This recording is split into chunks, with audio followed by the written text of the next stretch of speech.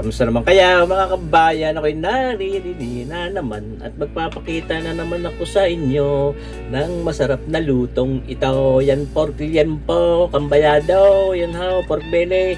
At tinitilar-tilar na papagayaan, ginagahit lang nating adobo. At paano ko naman ang gagawin nating luto diyan ay adobong kambayado, yan ho. Tapos sa ating gagamiting paalat ay bagoong ng isda. Yan ho, bagoong na isda. Nagahit na natin yung ating mga sibuyas na yun. Itong bawang na ito, ginagahit-gahit na rin natin ang papagayaan. Hindi ho papagayaw, papagayaan dapat. Ngayon, painitin na natin itong magic wok natin. Ako, bilis. Iklap agad ay. Siyempre. Ngayon, ating hahuhon muna ng mantika, mga kabayan. At na maganda ang ating gagawin pagluluto dyan. Hindi magdidikit yung ating pork liempo. Yan ho. Yan ho, ngayon lalagyan natin ng mantika. Hindi na natin ipinirito yung ating karne. At tayo nagmamadali na at kailangan maluto na agad aray. Paano bagay mga pasal na sinakabayan ito, sinasangkot na natin itong mga bawang na ito. Parang pwede na tunay. Habang din yung bawang talaga hindi napakaganda rin siguro negosyo yung mga nagtatanim niya. Gamit na gamit yan sa lahat ng luto Yan, sinog na rin natin yung ating sibuyas na yan. May pinaghalo ko pa yung puti at saka yung pula, kulay purple naman. Yan ho, mga kabayan. Naku, itong mga lutong ito mga kabayan, sana masubukan nyo din. At sabi ko sa inyo, hindi ako mapapahiya sa inyo, mas masarap adobo sa bagoong na isda. Yan, inilagay na natin itong ating karning ito ng baboy. Kambayado, pinakamasarap lagi yan, o yung pork belly. Dahil yun nakatahi sa taba yung laman. Nakatahi ang laman sa taba. Ayan po. Hindi masarap ang adobo pagka yung mga purong-puro laman. Dapat yung mataba-taba ng karikate. Yan, ipapapagmantikain natin ang luto niyan mga kabayan. Talagang swabing-swabe. Yan hindi nakakaumay mga kabayan. Yung ganyang mga pangpalasa yung mga adobo, mga bagoong na isda. Sabi ko sa inyo. Ilang beses rin ako nakapagluto niyan.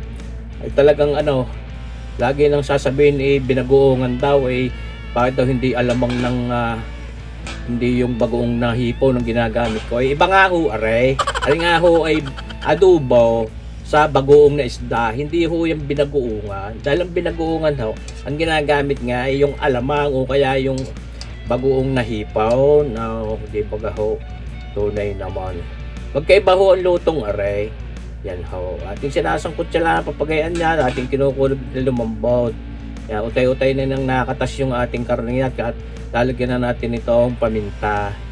Hindi pwedeng mawala. Tapos ito, syempre, sasairin na natin yung natira din sa bute. Mga kabayang, oyster sauce na yan.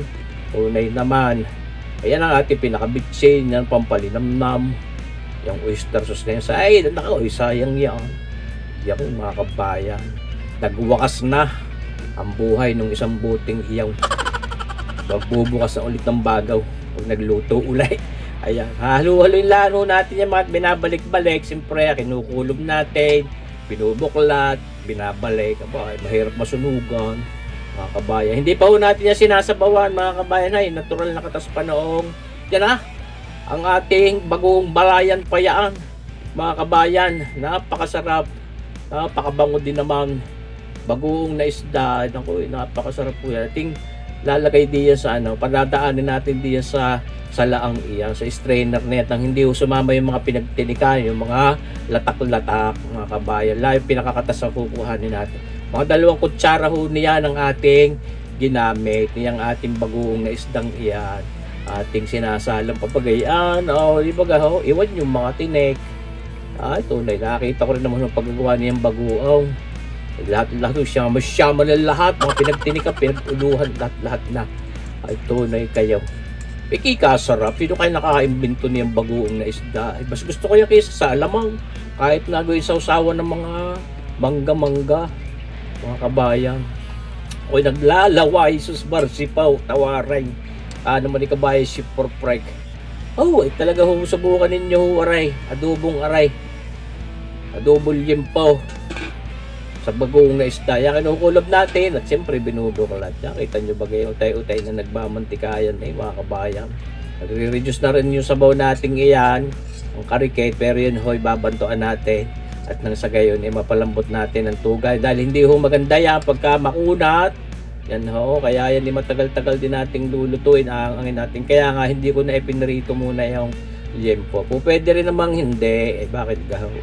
Ito, lalagyan natin ng suka. Timplado pa yung sukang iyan, mga kabayan. May karikit na mga tamis na rin iyan.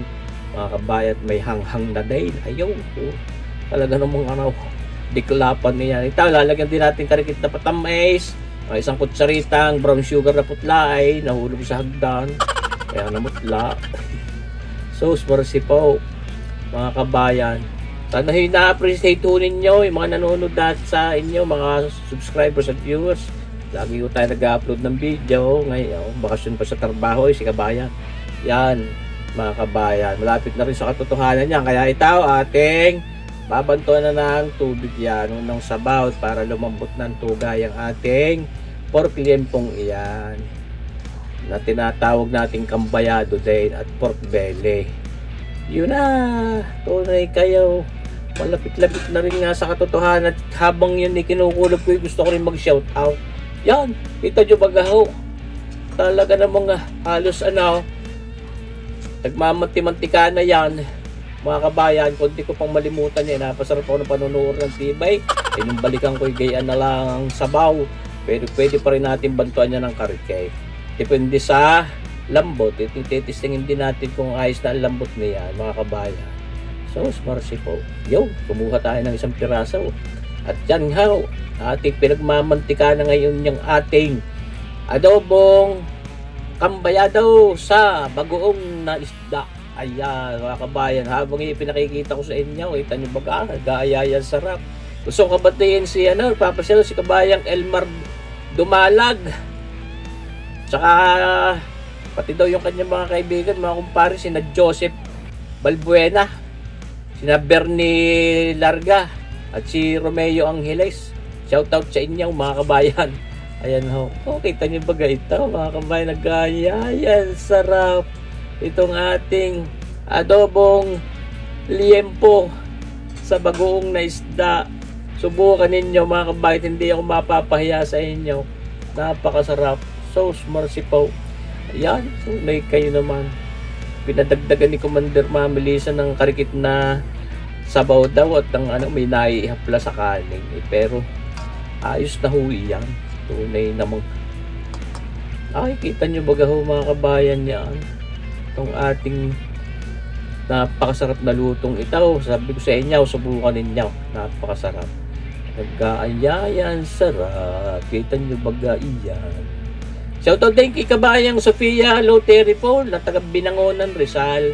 Lagi nanonood ko. Comment salamat sa iyo, kabayang Sofia Loteri po. At saka kay kabayang Chris Cabrera na taga Lipa City. Kabayang Chris Cabrera, shoutout niya sa inyo, mga taga Lipa City. At kay kabayang Johnny Baroga na taga Nueva Vizcaya. Salamat sa panunood, kabayan. Johnny Baroga ng Nueva Vizcaya. Yan, mga kabayan, lalantakan na natin iyon ngayon ating adobong liempo sa bagoong na isda. Ayan. Yan ang pinakamasarap na parte. Yung paglanta. Kayo bagahoy lumantak na, mga kabaya. Kita nyo bagayaan. Nagmamanti-mantika iyan. Nag-aayayan. Sarap, mga kabayan. Maraming salamat sa inyo panonood, mga kabayan. Abangan nyo pa rin ang ating mga susunod na videos. At kako nga, iyakay sinisipagan ng pag-upload ng lagi kayong may napapanood. Mabuhay tayong lahat. God bless!